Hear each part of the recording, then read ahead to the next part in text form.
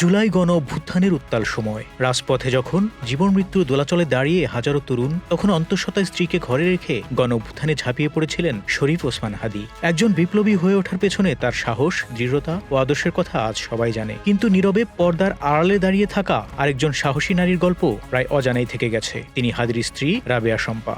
শরীফ ওসমান হাদীর মৃত্যুর পর সামাজিক যোগাযোগ মাধ্যমে একটি প্রশ্ন ঘুরপাক খাচ্ছে, কেন হাদীর স্ত্রীকে কোথাও দেখা যাচ্ছে না? কেন তিনি ক্যামেরার সামনে আসছেন না?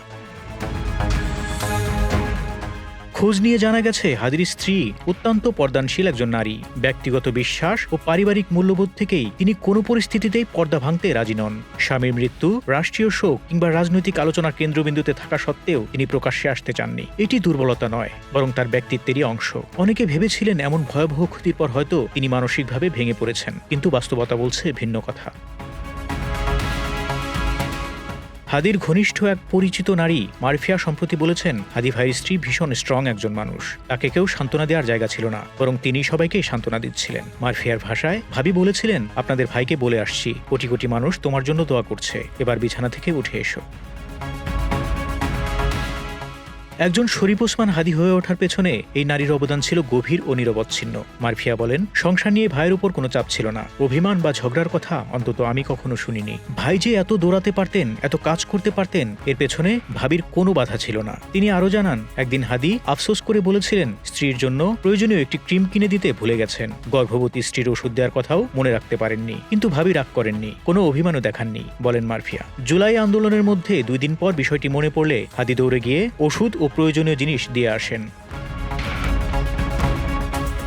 এমনই ছিল তাদের দাম্পত্য জীবন, সহমর্মিতা, বোঝাপড়া আর নিঃশর্ত সমর্থনের এক নীরব সম্পর্ক। আজ হাদীর 10 মাসের সন্তান যেন জন্ম থেকেই বহন করছে এক গভীর সৌভাগ্য, একজন সাহসী, ধৈর্যশীল ও আত্মমর্যাদা সম্পন্ন মায়ের গর্ব।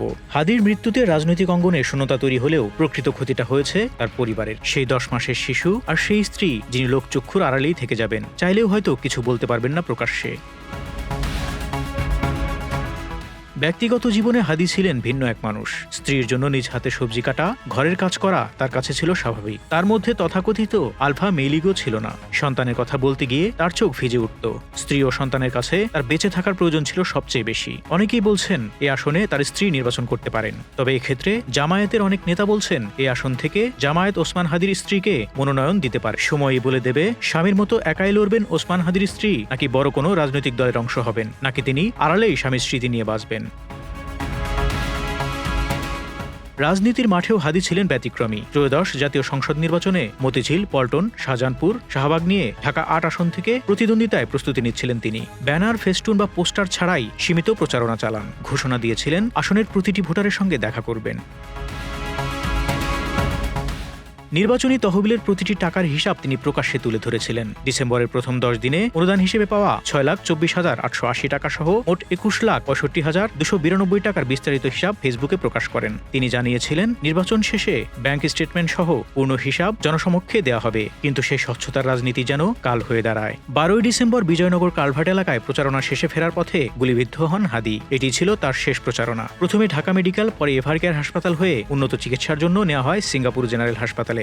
সেখানেই বৃহস্পতিবার 18 ডিসেম্বর তিনি মৃত্যুর কাছে হার মানেন। রাষ্ট্রীয়ভাবে তাকে শহীদের মর্যাদা দিয়ে শোক ঘোষণা করেন প্রধান উপদেষ্টা। শুক্রবার 19 ডিসেম্বর তার মরদেহ দেশে আনা হয়। শনিবার 20 ডিসেম্বর মানিক মিয়া অ্যাভিনিউতে জানাজায় অংশ নেন দেশের বিভিন্ন প্রান্ত থেকে আসা লাখো মানুষ। হাদী ছিলেন ইনকিলাব মঞ্চের কর্ণধার। গণতন্ত্র, নির্বাচন ও মতপ্রকাশের স্বাধীনতার প্রশ্নে তিনি ছিলেন আপোষহীন। বিএনপি, জামায়াত থেকে শুরু করে সব রাজনৈতিক শক্তির ভুলের সমালোচনা করেছেন প্রকাশ্যে। একই সঙ্গে সতর্ক করেছেন যারা জুলাইকে কুক্ষিগত করতে চেয়েছে তাদেরও। তার মৃত্যু কেবল একটি জীবনহানি নয়, এটি রাজনীতিতে এক ভয়াবহ বার্তা। অনেকেই এটিকে দেশের নির্বাচনী রাজনীতিতে প্রথম টার্গেট কিলিং হিসেবে দেখছেন। আমি বিশ্ব ছাড়ায়ে উঠিয়াছি একা, এই উচ্চারণ আজ কেবল শোকগাথা নয়, হয়ে উঠেছে বিচারেরও দাবি। শরীফ ওসমান হাদী হয়তো নেই, কিন্তু প্রতিবাদের প্রতীক হিসেবে তিনি তরুণদের মাঝে বেঁচে থাকবেন। আর তার পেছনে দাঁড়িয়ে থাকা সেই নীরব সাহসী নারী, তিনি হয়তো হয়ে উঠবেন ইতিহাস। Desk report, Dhaka express.